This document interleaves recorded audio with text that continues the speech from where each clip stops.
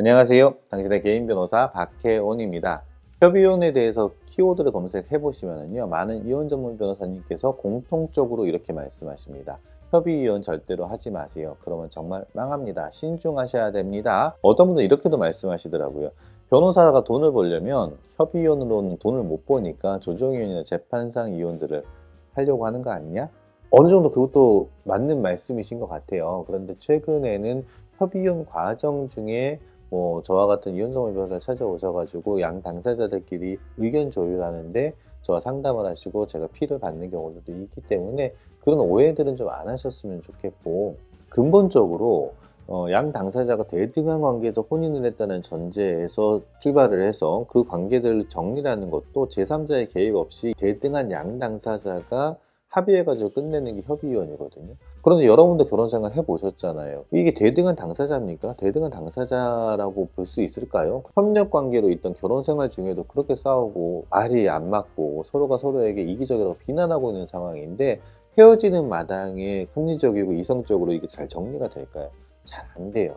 그래서 협의이혼 제도 같은 경우에는 결혼한 지 얼마 되지 않은 분들, 경제적으로 어느 정도 여유가 있고 부부 공동재산의 형성들이 있지 않은 경우, 어느 일방만의 유책이라고 단정하기 어려운 분들 같은 경우에는 협의이혼으로 빠르고 간명하게 정리를 하시고 새로운 독립생활을 출발을 하시는 것도 바람직할 거예요.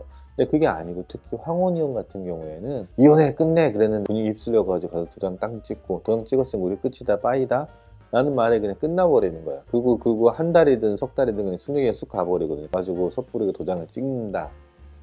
망하는 겁니다. 이게 망하는 거예요.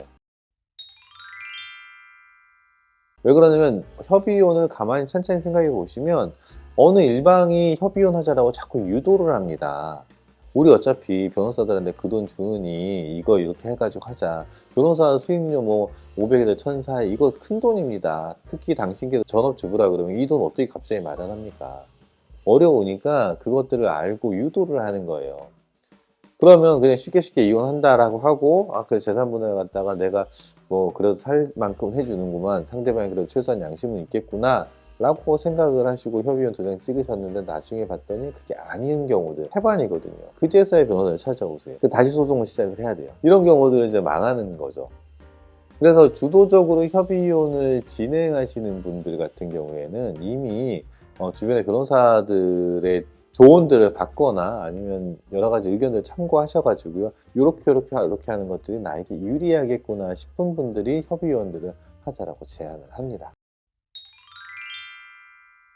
물론 저는 변호사이기 때문에 찾아오셔가지고 자기에게 유리한 협의이혼 방안을 검토해 달라든지 그 내용들에 대해 가지고 이렇게 진행하겠다라고 한다 그러면 저는 또 그분을 위해 가지고 최선을 다해 가지고 이 정도 선에서 합의를 하시면 상대방의 협의이혼을 유도해 내실 수도 있고, 그 유도를 해내셔 가지고 합리적으로 정리를 하신다 그러면 선생님에게는 굉장히 유리합니다 라고 조언을 드리죠. 근데 반대편에 계시는 입장에서는 협의이혼 하시면 절대 안 되는 거죠. 어차피 재산도 없어요. 그리고 아이들도 다 컸어요.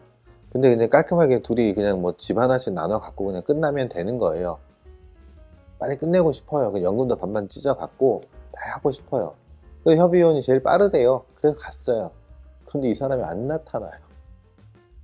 협의이혼 하러 갔는데 계속 말이 바뀌어요.